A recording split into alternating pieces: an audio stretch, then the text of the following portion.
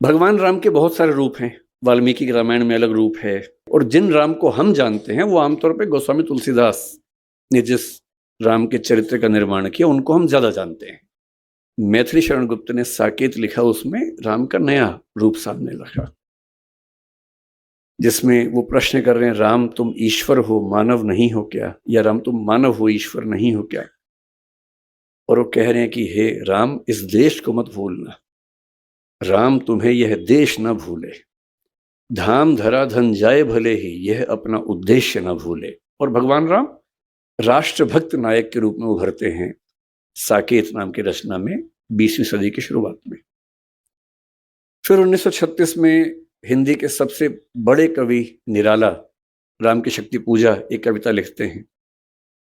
वहां फिर राम का एक नया चेहरा सामने आता है, बहुत ही उदात्त स्वरूप, सबलाइम स्वरूप, गरिमा से भरा व्यक्तित्व।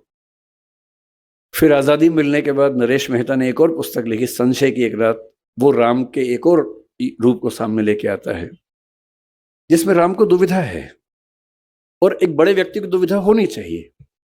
उनको दुविधा यह है कि सीता की मुक्ति तो मेरी निजी लड़ाई है, मेरी पत्नी का अपहरण हुआ तो लड़ना मेरा धर्म बनता है, लेकिन उस लड़ाई में मैं इस पूरे समाज को, पूरी सेना को झोंक दूं, ये उचित है या अनुचित है।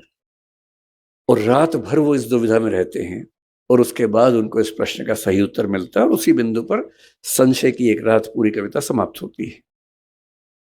तो मुझे जो पूरी भारतीय परंपरा में एक सबसे महान आदर्श नजर आता है अलग अलग रूपों में, वो भगवान राम का है।